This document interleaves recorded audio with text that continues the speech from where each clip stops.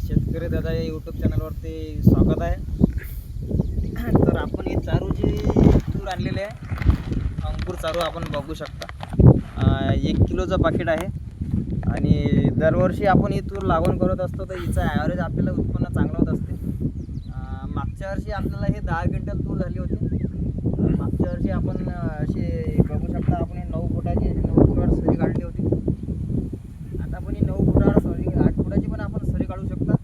पण आपल्याला पुढच्या दृष्टीने तुरीला दाटवा होऊ नये त्याच्यासाठी आपण हे दोन्ही साईडनं 9 फुटाची तूर काढलेली दाखवू शकता आपण. सरी इथून या सरीपासून ते या सरीपर्यंत अंतर हे 9 फुटाचं आहे आणि 9 फुटाचं अंतर हे सफिशियंट आहे. आपण 10 फूट पण ठेवू शकता. जेवढं आपलं अंतर आपण ठेवलं चांगलं मोकळं 10 फूट किंवा 11 फूट.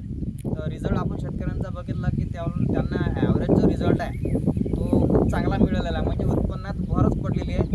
उलट त्याच्यात घट नाही झालेली नाही, भरच त्याच्यामध्ये पडलेली आहे.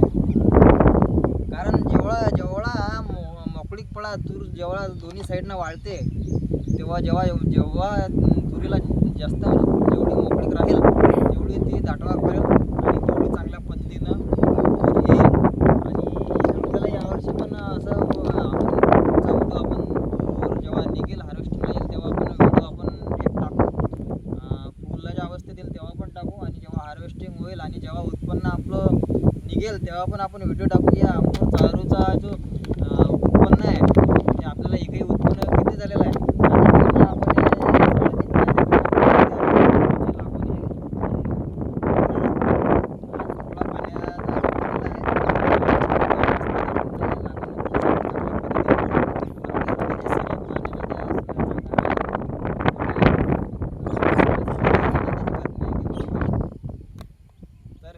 पाकिट आपल्याला पडलं आहे. एक पाकिट आपल्याला 1 किलोचं 300 रुपयाला पाकिट पडलेलं आहे.